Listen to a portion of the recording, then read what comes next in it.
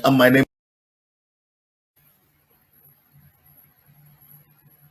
Good morning. My name is Michael Griffiths, live from Washington D.C., USA. And I am Tish Akina Asumang from London, UK. You are welcome to the global edition of Family Morning. It's a fresh day. Well, coming up on Family Morning this day, we have Passed It On Message. Of course, we're still quoting the Queen pretty soon. Today in history, inventions, innovations, and so much more coming up right after this break.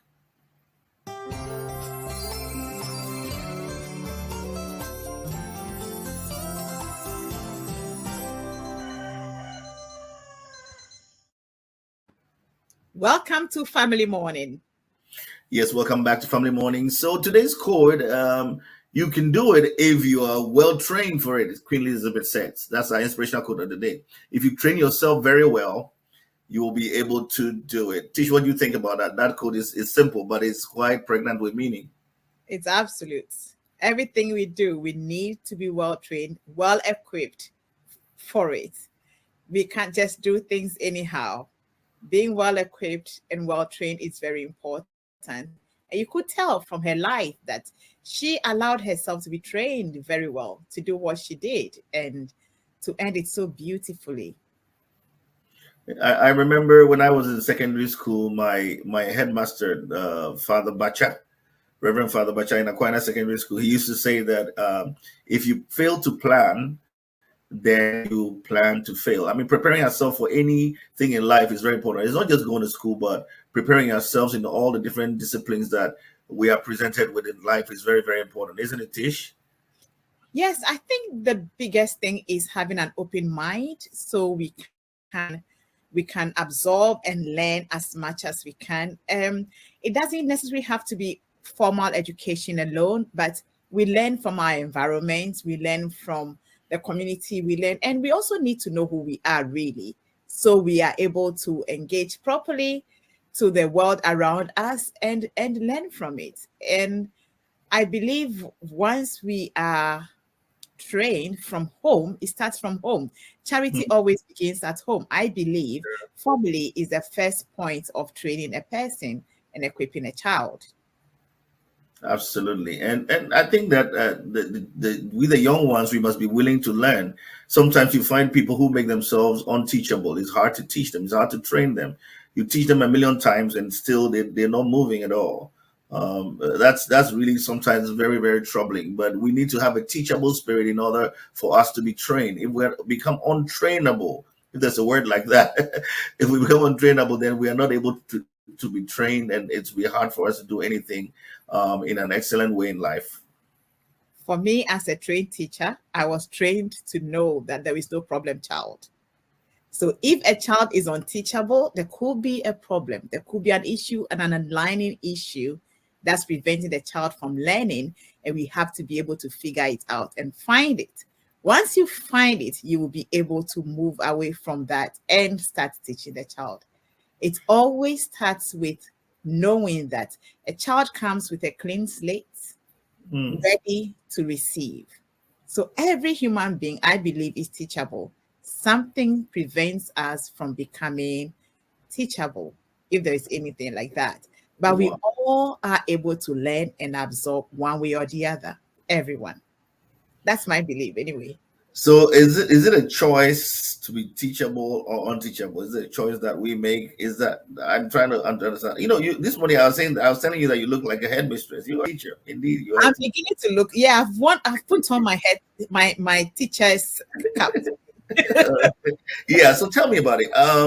Talk about teachable and unteachable. I mean, let's talk about you. You have a book coming out, and I just want to mention it a bit. Tell us a little bit Oh, about your book. oh, Oh wow. My journey to Earth. I am light. Wow. I'm just gonna try and get myself ordering one on Amazon to get it so I can read it, and it's something that will be reviewing on Family TV. And it's Family TV's first book. You are not just the author. We own this one. We own this one. I love it, and it's everybody just go to Amazon and find this beautiful book by Tishnar Asuman. My Journey to Earth. I Am Light. You to go find it. And young people of CYI, it's talking about a place called Ahava. So you with the Ahava groupings, go find your book and read it anyway. So teachable and unteachable. Tell me more about it. I'm just curious. I'm really surprised when you first saw a copy of the book and you were like, "Oh, Ahava! I know about Ahava. There is a group called Ahava Team or something like that." But yeah, I believe everyone is teachable because look, there's a journey we are on this earth. This is my belief Mm, that everybody is put here to learn and to become who they are created to be, so they can contribute to life, to humanity. Every one of us has the potential to contribute who they are to humanity. So I believe that everybody from birth is teachable. A lot of things go wrong in the first 5 years of a lot of lives of humanity on earth, and that is where the formative years of a person, the first 5 years, if things go wrong in that time, it affects you to the end of your life. So people becoming teachable and unteachable, wrong foundations may be laid in the formative years that could affect somebody. It could just be rebellion. It could just be a feeling of rejection. It could just be pride.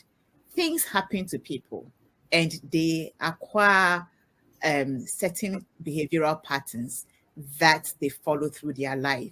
But fundamentally, I believe every human being is teachable.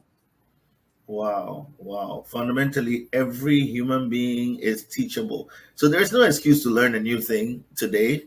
Mhm. You just open your mind up and realize that you are teachable.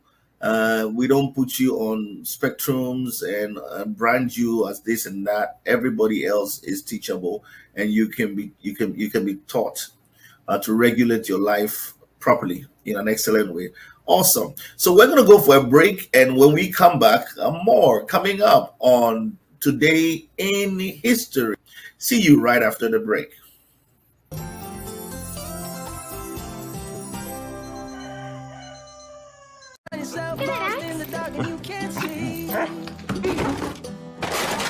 Oh, Max, you broke it. No, don't do that. Bad boy. Find out what we're made of.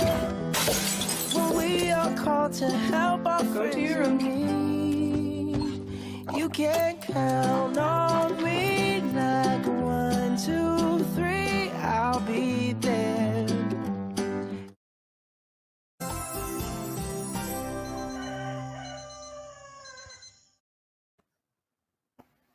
Welcome back to Family Morning. It's a fresh day. Aki, are you It's there? I am here. It's a fresh Awesome. day. It's a fresh day. How loyal are you? I think I am a very loyal person. Very loyal. Okay. I have been asked by people, how are you able to keep your friends for years on end?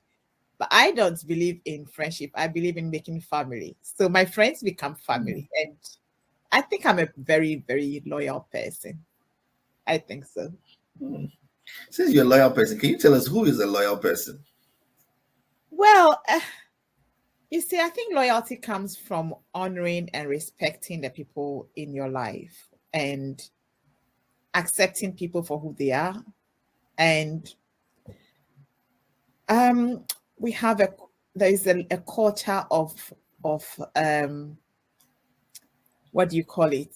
Um, oh, what is it? Finger pointing. But I think Hmm. in loyalty, you take responsibility for your actions and Hmm. you accept the people in your life just as they are and you grow with them. That's it for me. Hmm. Wow. So I just love that PSA with the dog and the boy. It's amazing, the dog is so loyal, even though before the boy had told him to go away, and when he got to his turn, the dog who was there. And loyalty, we have to pass it on. Let's pass on loyalty, and it has to do with integrity as well. Yeah. From what Tish is saying this morning. Anyway, today in history, well, we're living the history, and the history that is in right being unfolded in our eyes is the death of Queen Elizabeth and the enthronement of King what's his name again? King Charles, right? Right. King Charles the Third. Why did I forget? um, Tish, what's going on in London? Oh, we are in a very somber atmosphere. It's very solemn and very somber, and because the Queen's body is now in Edinburgh, King Charles III and his Queen consort have traveled to Edinburgh, where they had a ceremony called the exchange of the keys or something like that. And the Queen has been moved from one hall to what is called the Guildhall or the Presbyterian Church. They don't have cathedrals because in Scotland, because Scotland is a Presbyterian um what do you call it, nation. So they don't have cathedrals, but they have a huge church that the Guildhall is more like a cathedral. So that is where the Queen is laid now, and there is a service being held for her. So the atmosphere of the nation is still very solemn. We are all quite feeling her absence, and there is a shift of her absence and also the incoming of the new king. We are all anticipating all the changes that are coming our way because of the move, the transition from a queen to a king. And so we are anticipating what is ahead of us, yet we are grieving and mourning our mother who is laid in state now in Edinburgh. Oh, well, interesting. There's this picture that has gone viral on social media that there was a rainbow over Buckingham Palace. Is it true or is it a hoax? It is true. There was the day before the announcement, on the day before the announcement of her death, people who were gathered at the Buckingham Palace saw this beautiful, it was actually a double rainbow, beautiful rainbow over the Buckingham Palace, which was very telling. And yesterday, somebody sent me a picture. There was an image in the clouds that looked like the Queen. So obviously, her presence is being felt everywhere. But that double rainbow was felt like a very significant image for all who see her to be such a loving, committed mother. It gave us hope. Well, give you And for hope. me, it's also represented the end to an era and the beginning of a new. Is an end to an era and the beginning of a new. Talk about flowers, flowers, flowers. It's something beautiful is happening in London. Apparently, they are picking up the flowers for compost and they are removing the trash. Community coming together. Tell us a little bit about that. Well, it's just oh yeah, look at that. It's just a beautiful thing where communities come together to help in a time like this. So it's just all the flowers there's a sea of flowers that are laid in, I think it's Green Park in London right now. And it's just amazing how the palace workers, gardeners, actually had to come and remove the plastics from the flowers and lay them down. Now, the community, volunteered. Thousands of people just came and volunteered removal of flowers because there's a lot. And just as the flowers are being laid, the plastics are being removed so they can turn the flowers into compost after a while. I think the same thing was done for Lady Diana, and it will be done for the Queen as well. So this compost is going to be used in the palace gardens. Wow, that's beautiful. Think about everything is being used for the right purposes, and it's amazing. These things that we can learn. Those of us in Africa, We can learn these things, kusum papa, alo yena guy. Kusum Papa is here. Yeah, So kusum, progressive kusum. we Pro- have to pass on the we have to pass on progressive Kusum. Kusum Papa has progressive, to pass on yes, yes, our children. culture, the culture, and what do they call kusum in English now? Um uh, Culture. uh, no, there's another word, traditions. Oh yes, the The traditions. traditions, yes, that's kusum, right? So we also have great traditions in Africa, but the challenge with I have with the traditions we have, they are not dynamic, they are not progressive. Some of them are so old, and you are not allowed to bring something new to the table. The same way my grandfather did it ago, a long time ago. It's the same way we do it. We don't find more. We talk a little bit about that. How we can also be progressive in our kusum and traditions. I think we have a big problem with that. I think one thing that I would say Christianity did to us is to break us away from our tradition and our culture. And that's a problem because we do have culture that we could have carried on. There are things in families that we should have carried on, but we let go everything. I mean, look at our marriage ceremony. I remember when my dad said the marriage that he respects most is our traditional marriage.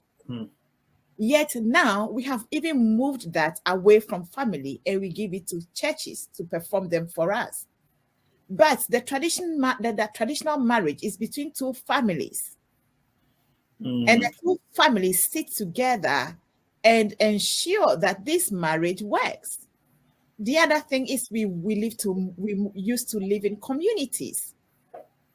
There is a film on Disney that I love, Encanto, because of the community life that is shared. Now, if you live in a community like we used to do, I was asking a group of people lately, how many of you go into your family homes now? Who is now taking care of family members? We don't. We broke away from that tradition of holding the hand of each other and helping each other grow together. Yeah. And we have isolated ourselves into nuclear families. Okay, so but let me make a little correction. There's a difference between colonialism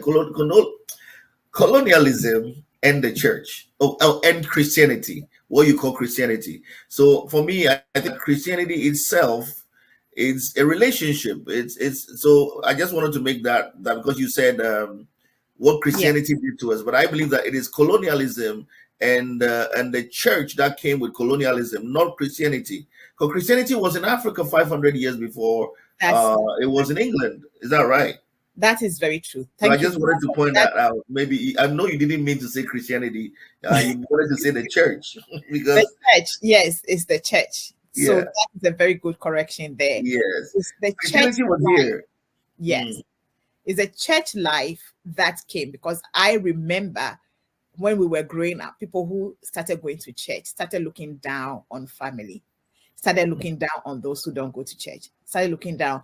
And this is how I feel like we've lost our tradition. However, the British tradition stemmed from the church. So they are able to carry on the tradition. Rather, they now want to break away from the tradition because it is stemmed from the church. We built a tradition away from our normal tradition and we stepped into the church.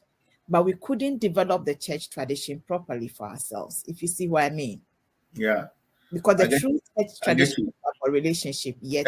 And for those who don't understand, when we say church, you have to understand that even the word church was mistranslated. So don't get it wrong. We don't mean Christianity. Christianity is not a church building.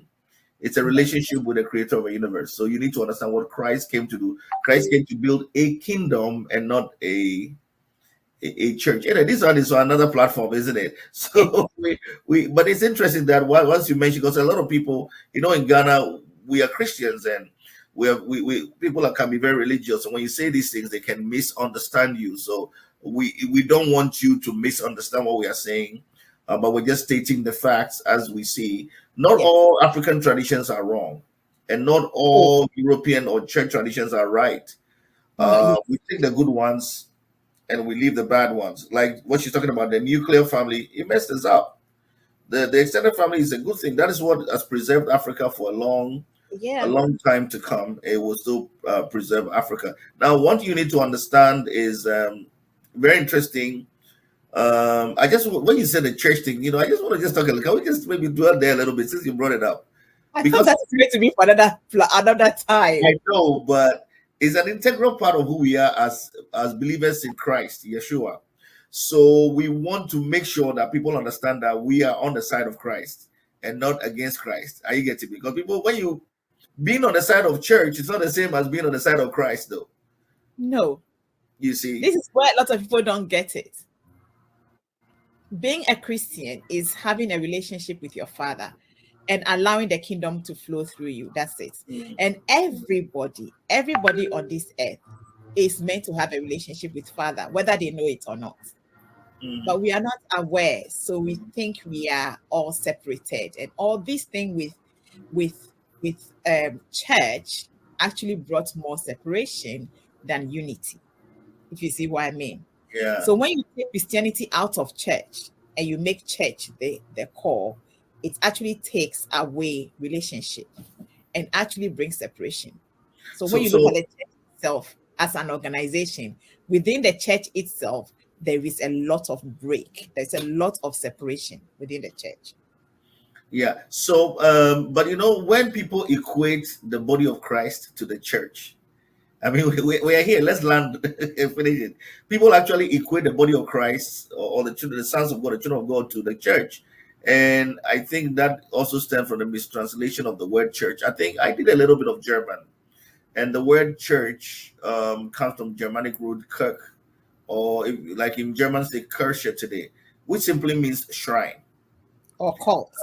Or cults. So for me, it's not so much as the shrine, but it's the deity that is worshipped at the shrine. So the emphasis is not on the shrine. The emphasis is on the fact that the word that was used for church, or what I was translated for church, was ecclesia and oikos, two words, right?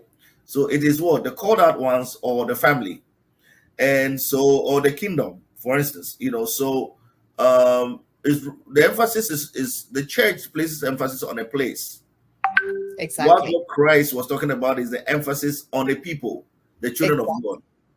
Relationship. People, everyone having the kingdom within them, every human being having the kingdom within them is what he said.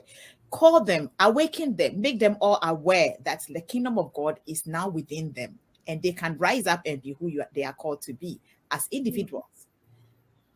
Awesome. Anyway, this will be, where Tish and I have a show called Tish and Mike, and we'll be talking about some of these things, the most controversial things about church and religion and everything, the things that people consider sacrilege. We want to bring them up and explore. And very soon you'll be seeing this show on we are sitting in for our regular presenters because we are the ones that happen to be traveling globally or somewhere abroad today. That's why we're presenting the global edition. But we're going to take this opportunity to introduce our show, the Mike and Tish show, coming up soon on Family TV. So watch out for us and let's explore crazy stuff and let's have fun. Well, we're going to take a short break, and when we come back, innovations, inventions, and so much more. It's all about the royal family and what's going on in history today. We'll talk about colonialism and its effects and the legacy of Queen Elizabeth ending colonialism across Africa. Some more lights. See you after the break.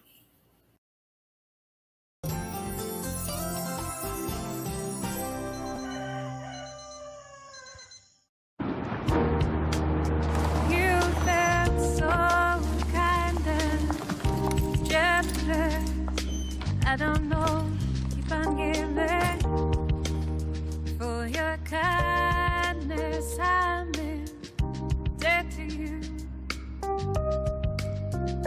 for your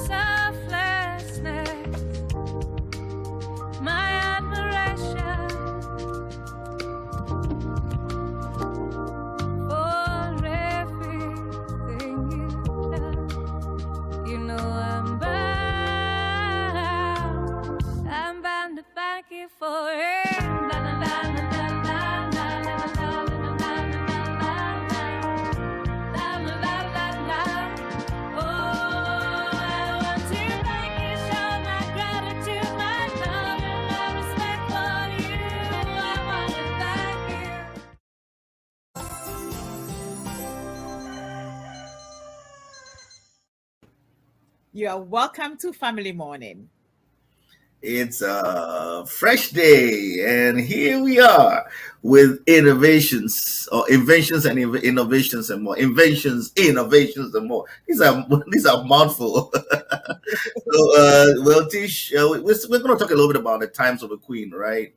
Do you have anything on inventions, innovations Well, for the us? most interesting one, because we are on television, is that the Queen got to watch TV at the age of 10. Mm. At the age of 10 years, because in 1936, all kids watched TV. Not quite. Her Majesty was 10 before she could watch TV, as BBC television only started its regular broadcast in 1936. Oh, Yeah. 1936, not long ago, Yes. actually. And she was Wow. born in 1926. Wow, 10 years before she could watch. So BBC started transmitting. Transmit. Yeah.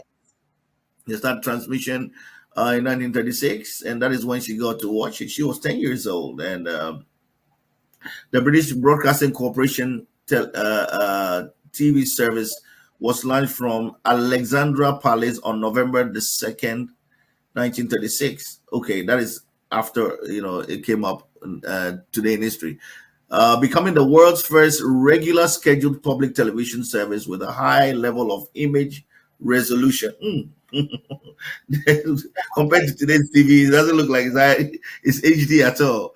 The transmitter is in North London, had a 25-mile radius. That wasn't bad at all. What do you think? Amazing innovation and invention, wasn't it? It was, yeah.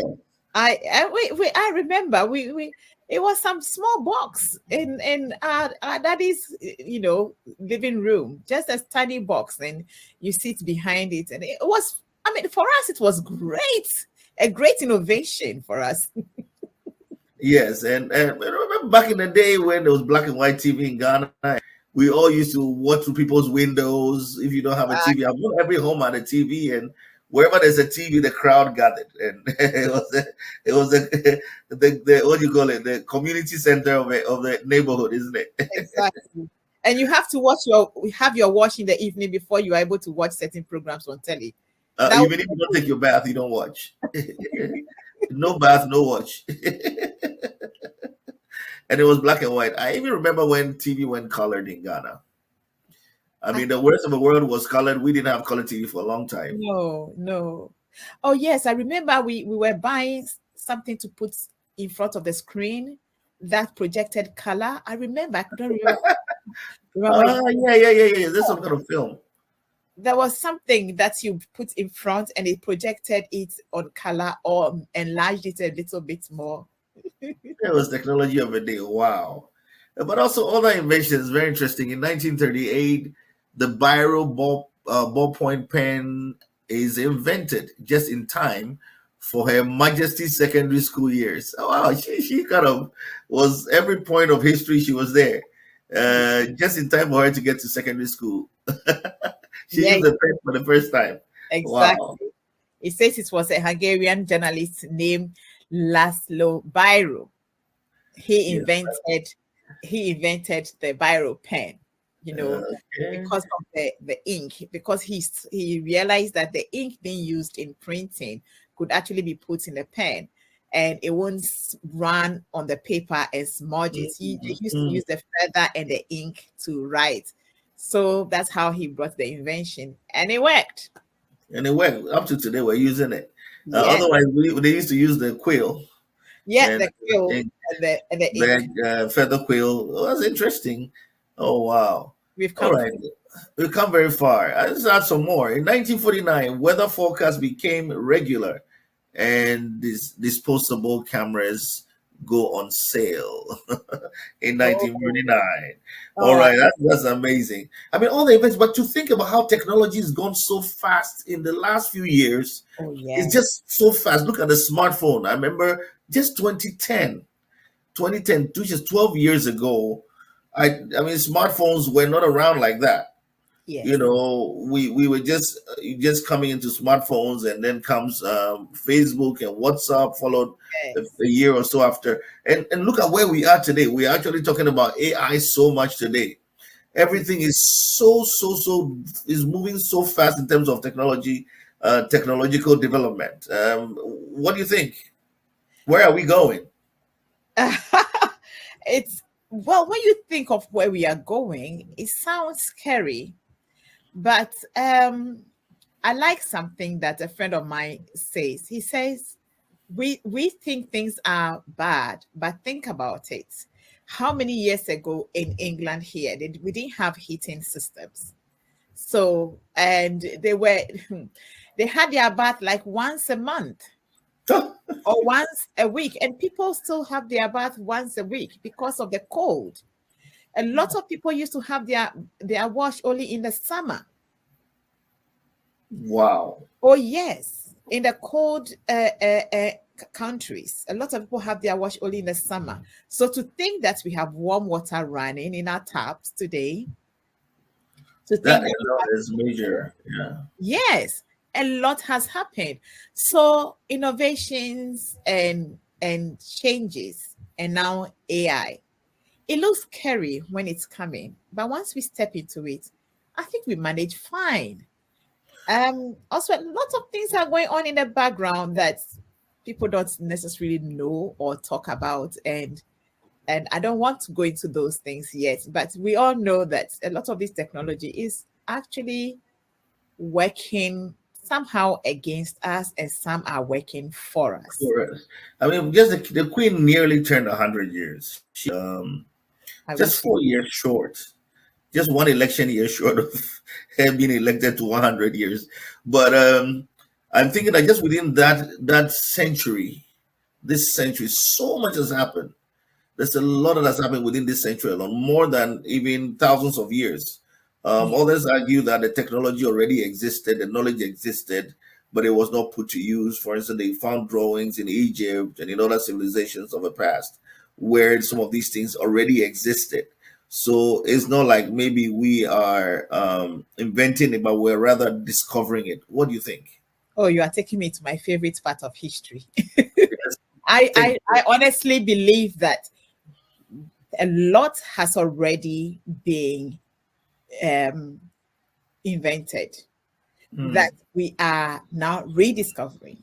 In fact, mm, I do a program called The Divine Mysteries of God. And in a lot of the mysteries that we now are unfolding, when you look, you step back into history, they have already been there. wow. But um, issues of life cover mysteries and cover Mm, inventions and cover civilizations. Civilizations have been and gone. mm, That's my belief. Civilizations have been and wow. gone. And when you look at the Mayan calendar, you look at the Inca lines, you look at crop circles, you look at things that are even around us now that we don't understand, you get to realize that civilization has always been there. I believe that the human civilization changes from generation to generation. There are generations who were using light to do things like the building of pyramids and Mm, building of humongous buildings with rocks that are moved from thousands of miles away, like the Stonehenge. I believe that those technologies we have lost, we are mm. moving into a new technological era. As to whether we can use this to destroy the earth or destroy ourselves or not, I don't know. I mean, look at the nuclear bomb, for instance. Yeah, yeah, you're so right. You're so right about that. I mean, that's what I was going to talk about. I mean, this is human beings trying to experiment. So that definitely there are excesses to everything that we do. I mean, look at the pollution that we have just because of industrialization. Look at even what we're getting, all the pollution from fossil fuel. Now, the thing that amazes me now, we have the technology to do the right thing. I mean, I've sat in Tesla cars today. Since I've been back in the US, I'm 100% electric cars, and they're moving fast and everything. So why aren't we moving away from the fossil fuel that we have today? If there's a better technology to preserve our Earth and our environment, why aren't we moving? That's the question I have, and I'm not getting answers because still we're still drilling oil and everything else. Somebody said to me that the cars, Tesla cars, are too expensive and they can afford it. And I'm thinking, well, if the demand is, I mean, more people are buying drive now. What do you think? You see, for me, I have a friend who has one of these cars, and it's funny because I love to travel. I love to drive long distance. Mm. These cars don't do long distance, and so I don't like them. They don't. Okay. And if you have to travel for 6 hours, you end up traveling like 18 hours. I'm sorry, I'm not, but I don't like them at this point. Right now, I don't like them. Number two, the batteries that are being used, we don't know where to dispose them. Just as a lot of things that we are creating, we don't know where to dispose them. These Tesla cars are the same. However, I believe that we are developing in a particular manner, which is what do you call it? Well, in acquiring wealth without developing in how to take care of the land, how to take care of nature, how to take care of. So all we are interested in is the latest phone, the latest car, the latest this, the latest that. Nobody is thinking about how are we actually disposing of the fridges? How are we disposing of the phones? How are we disposing of the batteries? How are we disposing of the nuclear bombs we are building? How are we No one is thinking about them. The Wow. effect this is having on our earth is much worse than the so-called wealth that we think we are acquiring from the things that are being produced. I mean, And come to think of it, okay, go ahead. and the effect is having on the next generation is worse than we can even imagine, because has become a microwave generation who wants everything now without thinking that they have to build things. Wow. Wow, that's amazing. I mean, I am totally. I mean, to think about it, but we need to use things responsibly. I mean, all these things are good, but if we don't use it responsibly, then we're going to end up messing everything up for the next generation. But also, this is what I thought about the other day, and I was sharing with a friend. Even the laws of economics, the way we put in scarcity and choice, and so on, it makes our mind. We are programmed to believe that there's not enough. But look at the queen. She's 96. She's gone. Everything that she was using, somebody else will use it. I mean, if we plan it very well, we could really be using, taking care of our earth and ourselves without having to get more.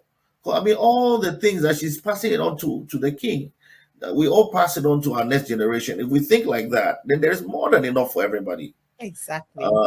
Somebody did a math from the one of the billionaires in the world, right? If they took half of their wealth and they can take half of the world, they could probably give everybody a billion cities, every human being on earth a billion cities. Yeah. Imagine. So Everybody can get about a billion. If you took any one of them, just take their wealth and share. Everybody can. This is what I was saying about the separation. The separation mindset is an illusion. It's not real. Yeah. That's what is causing us to live as that nuclear family lifestyle, which is now affecting us. So you have to pay somebody to come and take care of your children whilst you are working, to chase the technology and the new things that are coming. So family life is broken. We are not able to take care of our children very well because we leave them with people who don't necessarily care, who just are interested also in the money. So when we all start chasing money, that is not even real. The real things, the most important things that I love the Queen for, she believes in family. When you listen to, I am one of the people who listen to her speech every December 25th after Christmas dinner. So I am a bit biased there, but I always tell my children, listen to what she's saying. We have to instill family discipline and family life and family values into our children. So they don't go chasing rainbows which don't exist. Talking about passing on things, I remember I watched Prince Charles's butler packing his overnight bag, and I laughed because that overnight bag was used by his great grandfather. And Wow. very rickety looking box, brown box. And he packed one toothbrush, one socks, one this, and I'm like, these people, there is a reason why they still have money. But look Yeah. at us. We use a thing for 1 year. Look at what Apple is doing to us. Every Yeah. 1 year, there is a new Apple and there is a new craze. Yeah. Every Not year, just, you have to change your television. Every year, you have to change your sofa. What's going on with us? not just them. Four. Not just them, everything. I love antique. I mean, I remember those chairs. I still have some of them from my grandmother, which I love better than my new furniture. I mean, and nobody's making anything to last anymore. The idea is that they want to. It's just trade and commerce, and so we want to produce the next new thing so that we can. And we're speeding up things. We're creating things we don't need. We're Yes. speeding up the creation of things that we don't really need. That's really very very interesting. I am thinking a lot about these things these days as I grow older, and I'm thinking, wow, when I was young, I was fascinated about big cars and the 4.9s and the boom zoom, But now, you're not interested anymore. When I was coming from Accra to the States, I just carried a little bag and one small sports bag, before I bring a suitcase of things I don't need. But you learn to minimalist, try to carry enough, just a bag. Is that all you brought? Even when I was checking in, they were shocked. Is that Yeah. all the bag? Yeah. Actually, when I got to Amsterdam, the lady told me some bags were checked in your name. That scared me. And I'm like, no, I just have this one bag. So she took them off and I said, this is my tag. I've just got one, But people were even taking advantage of the fact that I didn't carry enough bags to come. Anyway, Wow. we're gonna go for a break, and then when we come back, some more on Family Mornings. It's a fresh day. It's a fresh day.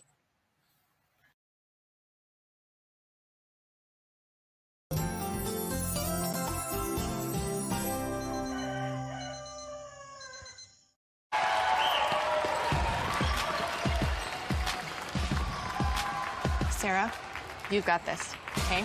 You can be amazing, you can turn a phrase into a weapon or a drug. You can be the outcast, to be the backlash of somebody's lack of love. But I wonder what would happen if you say what you want to say and let the words fall out.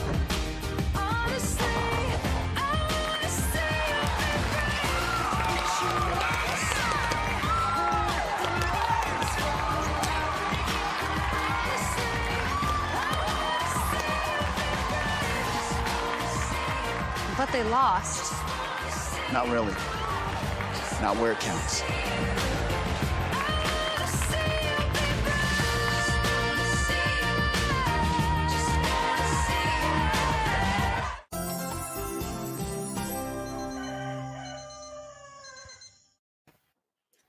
I want to see you be brave. That's what the queen was, and I believe we're all brave this morning. Welcome back to Family Morning. And my name is Griffiths, all the way from Washington D.C. in the USA, and I'm with my twin sister. I call her because she looks like me a bit. All the way from London, England, Tish. So we're back. It's a fresh day, and Tish, I just want to talk about it. Just to close, I just want to talk about your book. But before that, let me acknowledge our sponsors. I should have been doing that. I always forget. I just want to acknowledge our partner, Accra City Hotel. Right in the center of Accra, the best 4-star hotel in the whole of Ghana. You should be there. Take your family. Have their breakfast is beautiful. Their lunch, especially the dinner. Oh wow!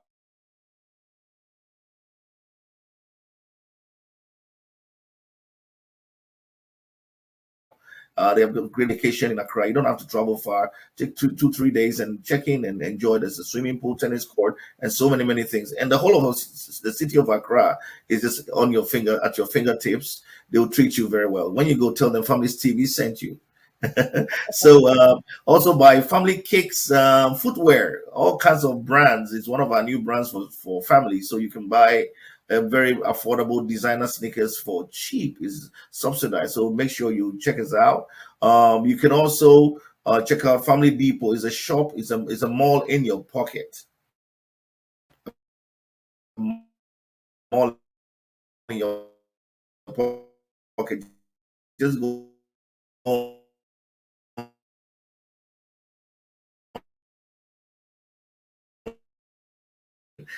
Also, we want you to visit us on our social media platforms. Our handles at Family Social GH, at Family Social GH, across all social platforms, and watch us live on our YouTube channel, Family Tube GH.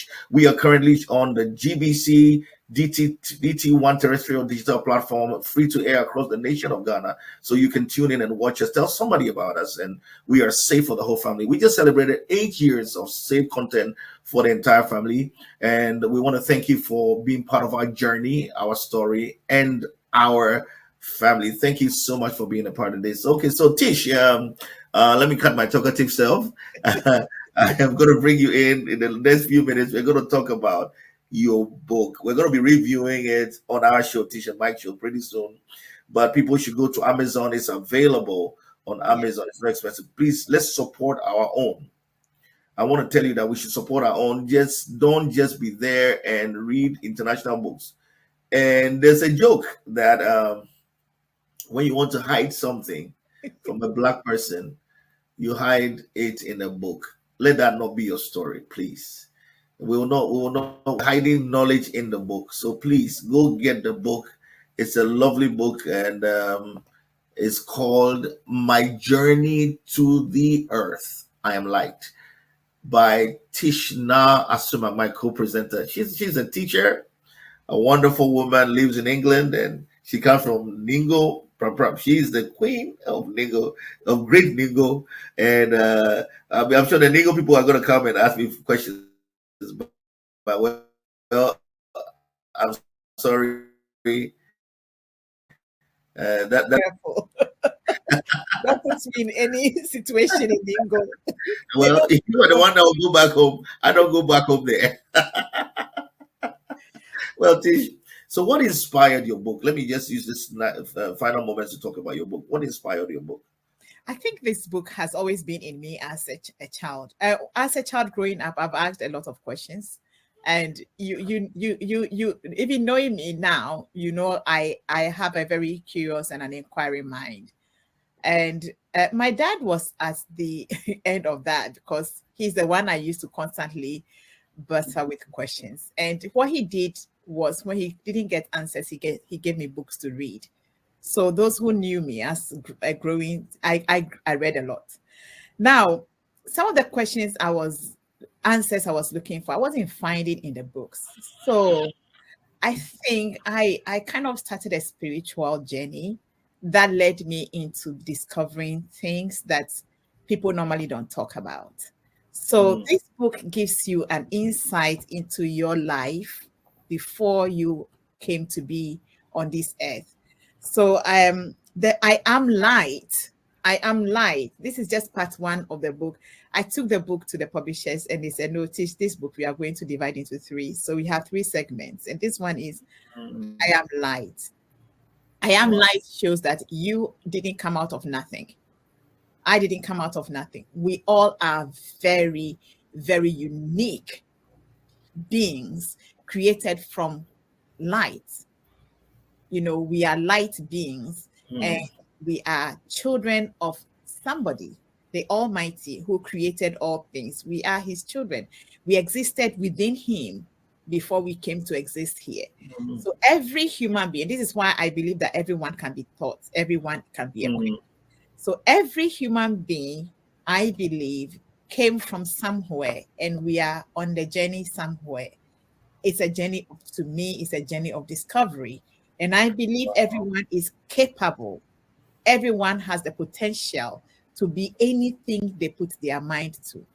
Wow. See the author talking. That tells you how much more she has in there. And oh, time flies, but we'll be coming back. This week is ours, so global. So I'm reporting from different parts of the United States. I believe that tomorrow or so I probably will be somewhere in Florida, or just to talk. There's so many interviews I'm going to be bringing soon to show that I've been talking to different people about different things, and that we can be sharing. across the channel. But thank you so much, Tish, for sharing your books. Please, it's on Amazon. Go find it. Go find it. Pick up your copy, order it, and it will come. And we'll make sure it's in bookstores across Ghana as well very soon. My Journey to Earth, and this is the I Am Light edition, or I am the series. This is I Am Light, yeah, I Am Light edition. So well, it's also our journey and our story and our family. So we want to thank you for being a part of it on Family TV. We are 8 years. It's like a new beginning all over for us, and we look forward to a great future of doing this for you. We are here to serve you.